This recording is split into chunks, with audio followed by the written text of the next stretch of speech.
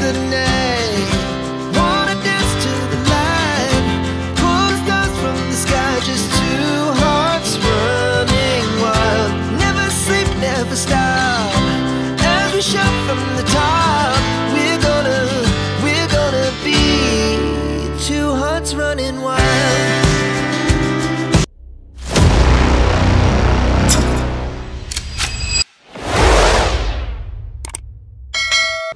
So nandito nga tayo mga kabiyahero sa bandang Binondo Intramuros Bridge.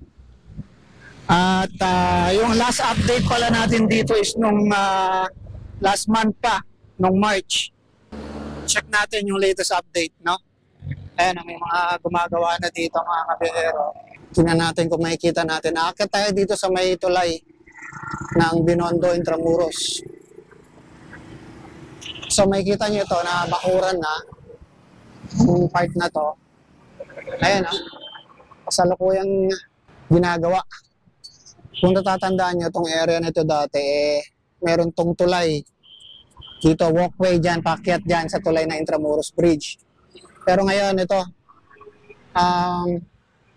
binakbak nila yung tulay o yung semento, tapos inaayos nila, no? Kaya makikita nyo may mga graba, buhangin, semento.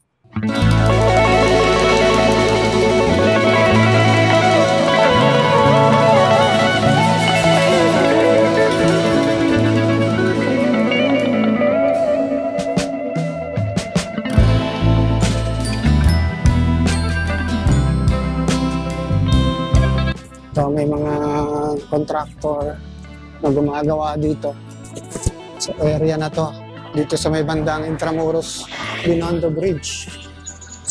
Ayan sila, kasalukuyang gumagawa.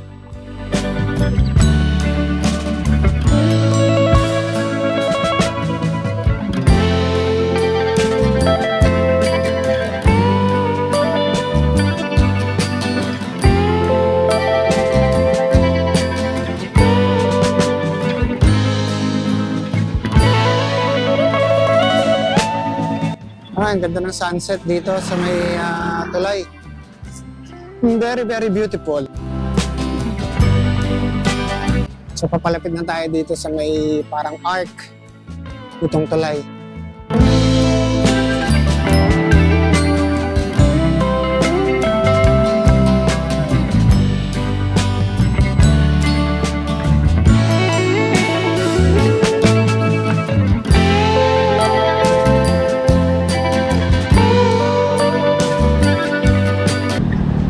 Ito nga yung phase 1 kasi yung sa kabila, yung malapit sa may post office, yun yung phase 2. Ito yung phase 1, malapit dito sa may tulay ng Intramuros Bridge.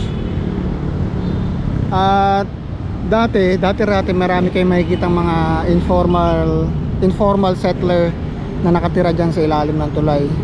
Pero ngayon mukhang napaalis na nila. Ayan, so ito nilalagyan nila ng mga parang pundasyon, mga poste dito sa may gilid ng ilog. So makikita nyo may mga tumpok-tumpok ng mga konti ng mga basura dito sa gilid. Ayan. Tapos yung kulay ng tubig mukhang madumi siya ngayon, ano? Parang medyo dark green yung kulay niya. Ayun na ang sunset. Ang ganda ng sunset dito sa may tulay ng Binondo Intramuros Bridge.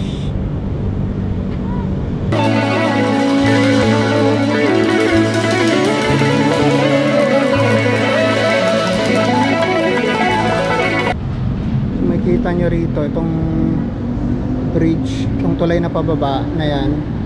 Yan, sarado na ngayon dyan. Pinarangan nila at kasalukuyang ginagawa itong bahaging ito ng karugtong ng Pasig River Esplanade. So punta tayo ngayon doon sa may bandang post office, which is yun ang unang ginawa. Okay, so punta tayo doon.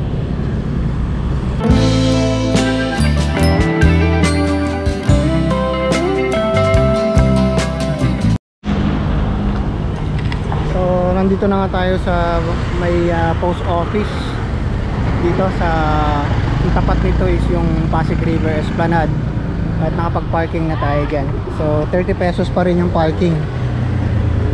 So tingnan natin yung mga pagbabago dito, ano? Bigyan ko lang kayo ng update sa mga pagbabago dito ang naganap nung nakaraang buwan. So isa sa mga pagbabago rito yung nagkaroon na sila ng CR, comfort room. Ayan, oh, yung kanilang comfort room. Ayan, oh, ang cute. Oh, di ba? Ang ganda. Oh, may kulay green pa na kulay. Oh, ayan. So bagong gawa lang ito. Sana naman ma-maintain ito mga kababayan at huwag madumihan. Huwag naman natin sanang babuyin kasi para sa atin naman itong ginagawa ng gobyerno. So yan, maganda siya, oh.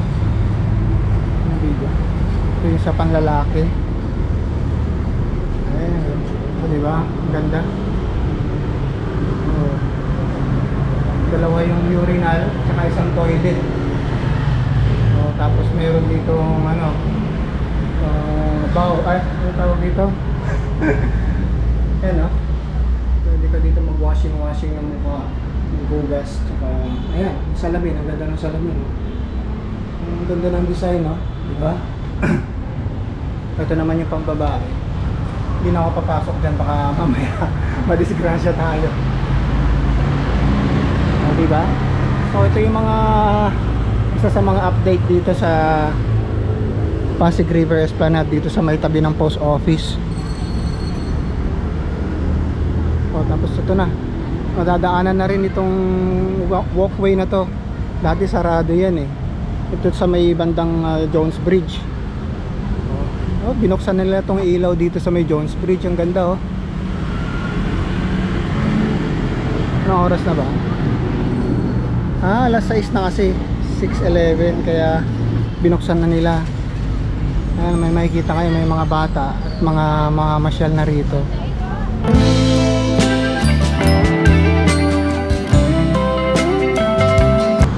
So doon yung ano, tulay ng Binondo Intramuros.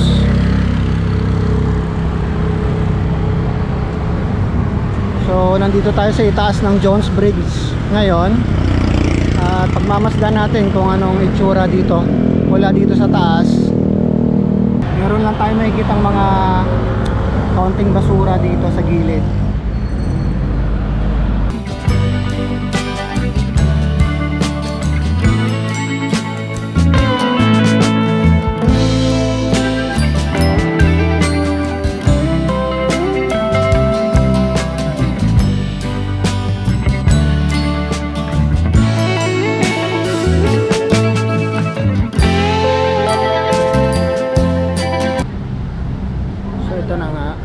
So nandito tayo sa, dadaan tayo dito sa may ilalim ng Jones Bridge.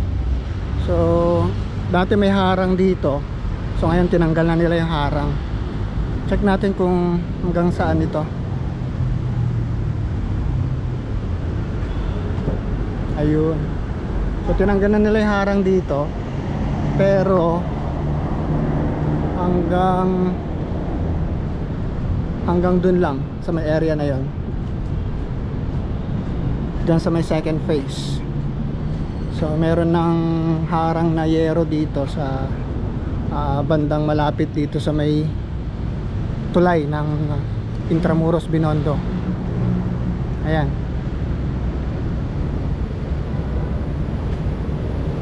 So yan, may harang na siya ngayon dito. So kasalukuyan pa rin ginagawa itong side na ito ng Pasig River Esplanade.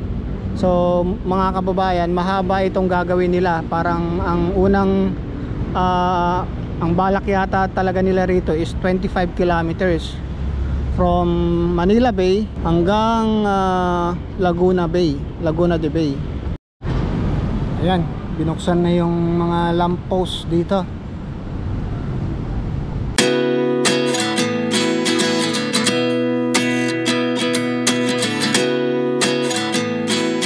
Makulay ang buhay,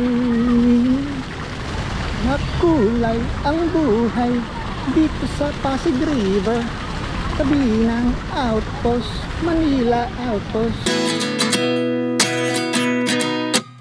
At 29 and I find myself wondering what did happen to the last 10. I ran away with my life fast. So dito hindi rin kayo magugutom dahil may mga kainan dito, no? Ayan, no? Mga iba't ibang klaseng pagkain. Mukhang nandito yung ABS-CBN, ah.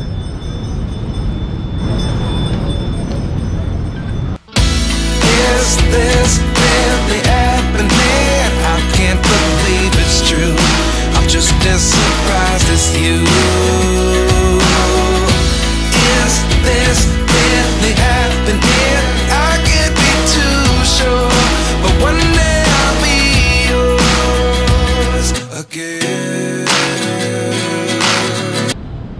Okay, so ito na yung pinakadulo nito. Actually, ginagawa rin itong side na to, no? Dito sa side ng MacArthur Bridge. So makikita nyo doon, may tulay doon.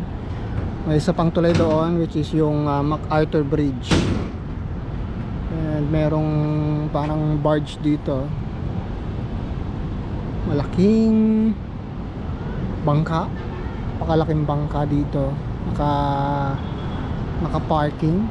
Naka-parking dito sa may gilid itong Esplanade. Yan, ganito kaganda dito sa Pasig River Esplanade, dito sa may Manila Post Office. Never turn back again. It's kind of funny that the more we pass time, the more we need to set them rewind. And 19 was the year I had to.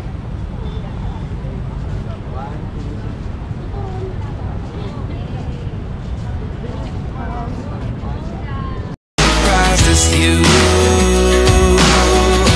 Is this really happening? I can't be too sure, but one day I'll be yours. Ayan, maraming salamat muli sa pagsama sa aking biyahe ngayong araw na ito, mga kabiyahero, dito sa Pasig River Esplanade, dito sa may post office. Sinigyan ko lang kayo ng kaunting update kung ano yung mga pagbabago at nagaganap ngayon dito sa Pasig River Esplanade, dahil medyo matagal na rin tayong nakapag-upload ng tungkol dito. So ito yung mga pagbabago.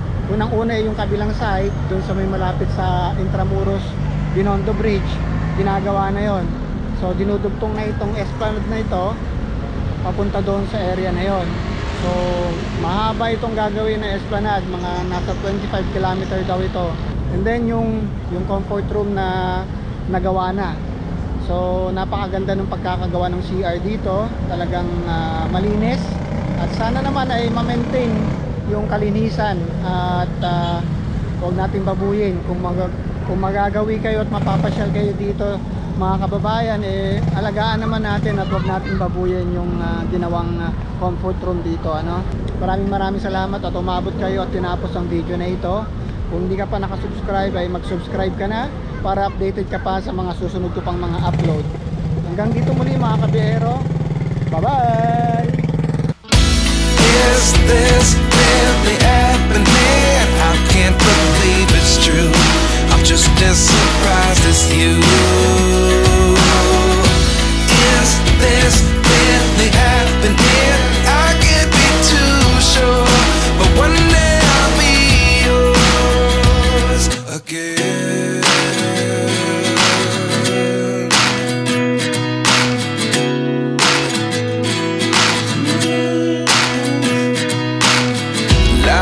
Come one in a dozen, the other 11 get something from nothing. I sit here looking for an answer,